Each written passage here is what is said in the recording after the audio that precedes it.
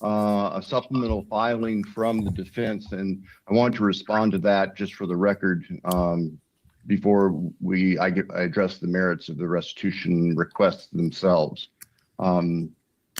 As we indicated in our response to the defense objection to the additional restitution request, at the time that we entered into the plea agreement, Ms. Jennings and I were under the impression that crime victims' compensation could be available to cover reimbursement of travel expenses. And I have to clarify that now. It is true that before trial, the families approached our office asking if there were any resources we were available to pay in advance for travel expenses or expenses related to them attending trial itself. And we looked into that, our staff looked into that, and advised them no. It was my understanding, and I'm mistaken, I realized I was mistaken at this point, but it was my understanding back in early July, late June, when we were talking about the plea agreement, that crime victims compensation could be available to reimburse expenses like that. I now know that's not correct, and it was certainly my mistake. I will own it as far as our state of mind going into the plea agreement. So that being said, go ahead. I'm sorry. Go ahead. I'll let you finish the point on the plea agreement, and then I have a question for you about that. And I was just finishing that point, Your Honor, so this would be a good time. Okay. So it's pretty well settled that plea agreements are interpreted as contracts, which they are. I think it's pretty well settled contract law that a unilateral mistake does not relieve one of its contractual obligations and restrictions. So how can I how can I order this restitution if the express terms of the plea agreement, though mistaken understanding by the state, don't allow such extra crime victims compensation fund reimbursement? Your Honor, I recognize that, and that's what I was just getting ready to address. In response to the defense's objection, the state has modified or adjusted our position on the restitution. We are, pursuant to the plea agreement, seeking restitution for the funeral-related expenses, which are the urns that are described in Exhibit 2 to our response. We are not affirmatively advocating for the travel expenses and lodging expenses of the family because we do not believe that we can legally advocate for those. At the same time, the families provided those to us, and we want to provide them to the court and counsel just so everybody was aware that they are there, but we are not arguing affirmatively for that because of the wording of the plea agreement itself. So what the state is actually requesting today is just additional restitution for the funeral-related expenses, which are the urns for the families. Okay, thank you. And you can address the other issues as well. I'm sorry, Your Honor, which other issues? Well, the issues, if you'd like, raised in opposition to your motion, including the lack of ability to pay by a defendant and et cetera. Yes, thank you, Your Honor. I apologize. The defendant has raised the issue of his alleged inability to pay, and we recognize that he's going to be incarcerated until he dies. But that in and of itself doesn't mean that over the course of the balance of his life, he might become, he might receive assets. And in fact, we attached a breakdown of the types of monies that he has received during his incarceration. We also noted the statute that allows the treasurer to intercept prospective monies that might be received based on any attempted publication of the story of the defendant. And those, if received, would be something that a restitution order could be enforced against. We also note that the language of the statute and the case law interpreting the restitution statute, which is 1953-04, if I believe off the top of my head, talks about current inability to pay is not necessarily a block to the order of restitution. It's just merely a factor for the court to consider. And it is our position, given the relative youth of the defendant, the fact that he has been receiving significant monies during his incarceration already, and that there is the possibility of future monies, whether by virtue of the statute with the treasurer, if the defendant comes into assets, that the families would be able to try to satisfy the restitution orders from them. Thank you. And then who's arguing for defense? I will be, Your Honor. All right.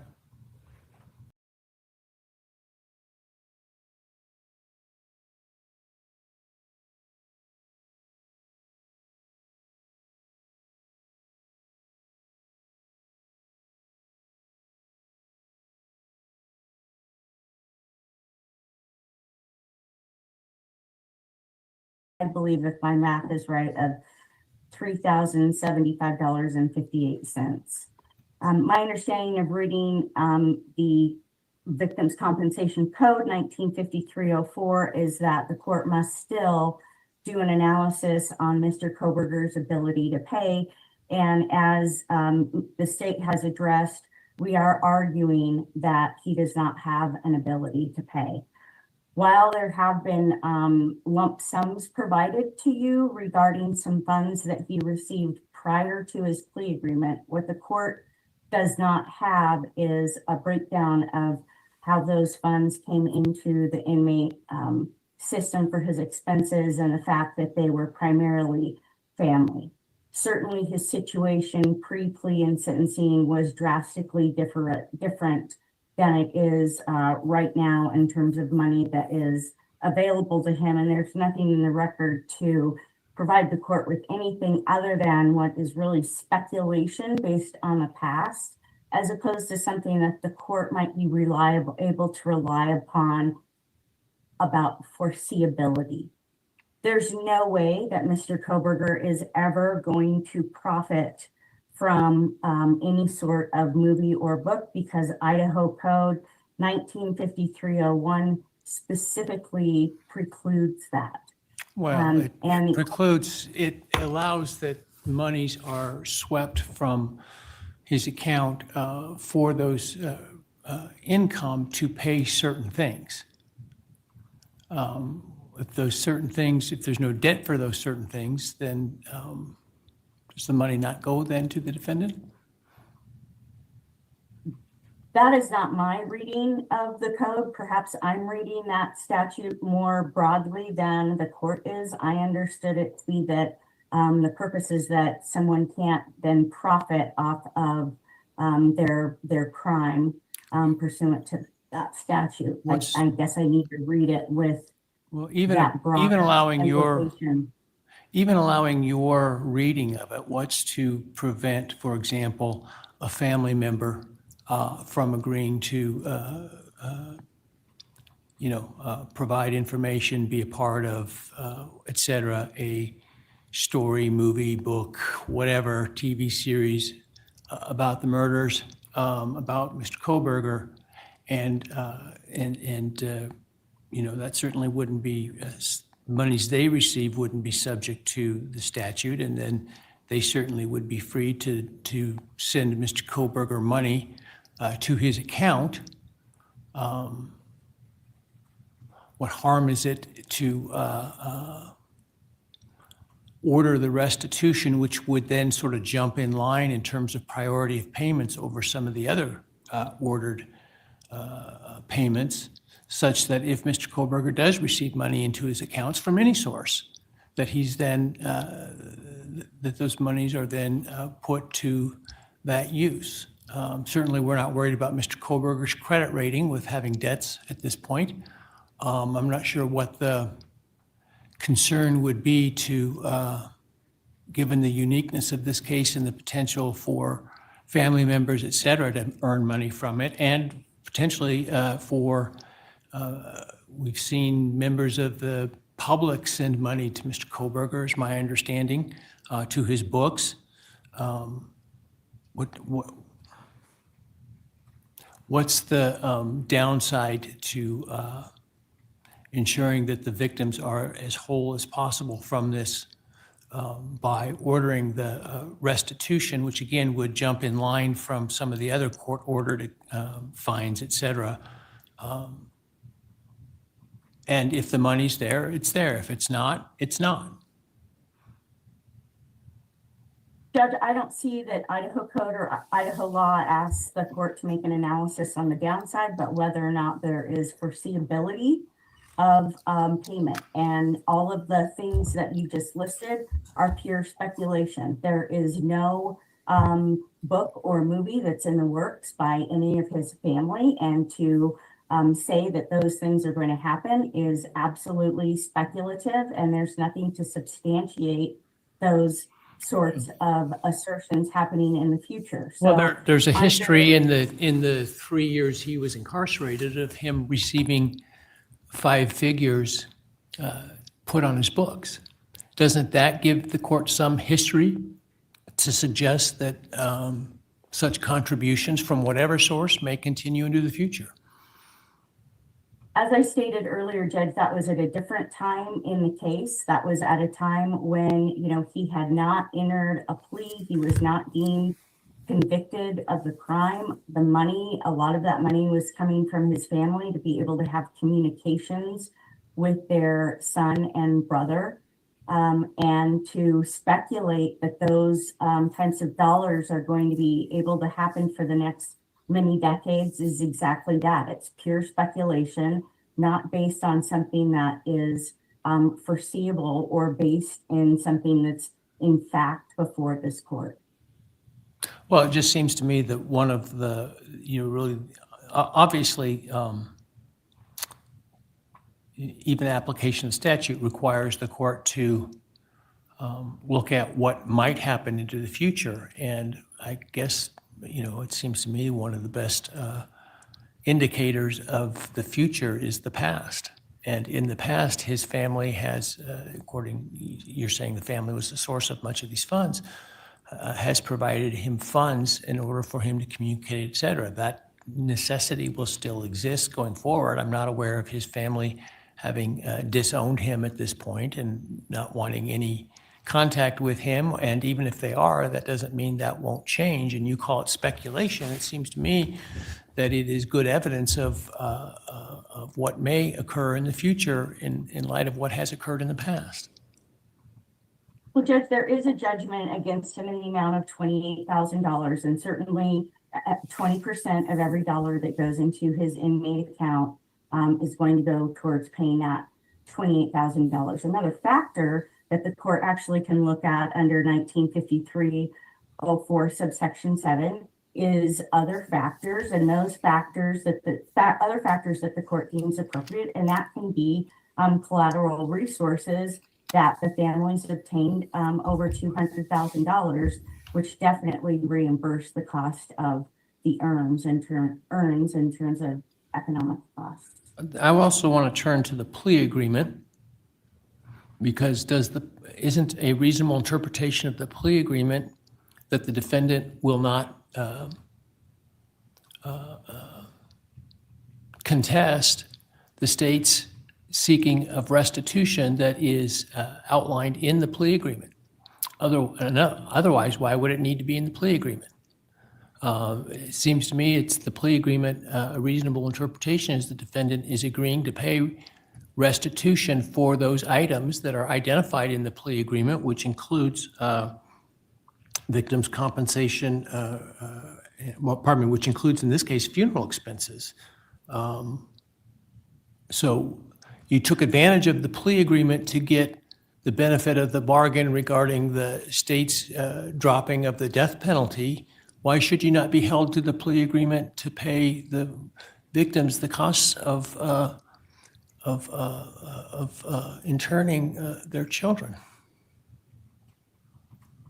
Judge, I believe that our pleading was clear, that we understood that earns fell underneath a funeral cost, but that once we have a hearing on this matter, that doesn't eliminate the court's duty under 1953-04 to do the ability to pay analysis. And that's why. Well, it's- are you in violation of the plea agreement by arguing that your client shouldn't have to pay those? We are not in violation of the plea agreement. If there was any violation of the plea agreement that took place, it's the state seeking this when the other expenses, when it was clear under statute and under the Idaho Victims Compensation rules that those were not reimbursable expenses. Under But specific they've performance, effectively withdrawn those requests and are seeking what's outlined in the plea agreement. What's the point of the plea agreement on restitution if the defense is able to argue against the restitution called for in the plea agreement itself? Judge, again, in our pleading, we objected to what the state has withdrawn as of this moment at this hearing today. Right. We acknowledge that the earns were funeral expenses. Right. But once we're in this situation of having a hearing, then this other section about whether or not he has an ability to pay is triggered. We stipulated to $28,000 in restitution within 60 days. Right. He met the terms of the plea agreement. But it also says the state may seek restitution regarding funeral expenses, and they're simply identifying additional funeral expenses. I don't know what more you want me to say about the earns other than. What's they the point are- of the plea agreement if you're not going to be bound by it? I agreed that it was $3,075.58. But you say you shouldn't have to pay it. What I said was that the court needs to do the analysis under Idaho code about his ability to pay.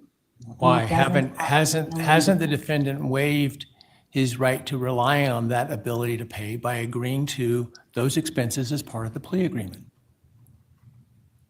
I don't know how the court can enter this order today without engaging in the analysis under Idaho code because it's required. That's the way I review the case law and the code, that once there's a hearing about restitution, then the court has to engage in the analysis on the ability to pay. So the agreement to pay is illusory. No, he agreed to $28,000. We've agreed that the earns fall underneath. Does he have the ability to pay that? No, he does not have the ability. So to why pay did that, you but agree to it? Because it was a specific, we were provided with those receipts within 60 days. We were not provided with the receipt for the earns within 60 days. So is your objection then a timeliness objection? We did raise a timeliness objection in our pleading.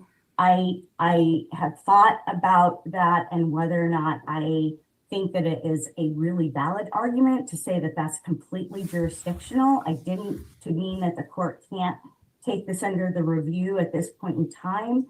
I didn't read the judgment language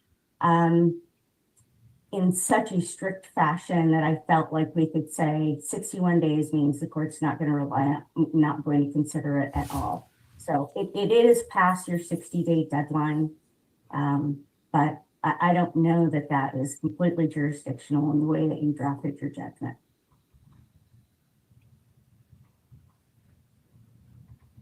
Anything else?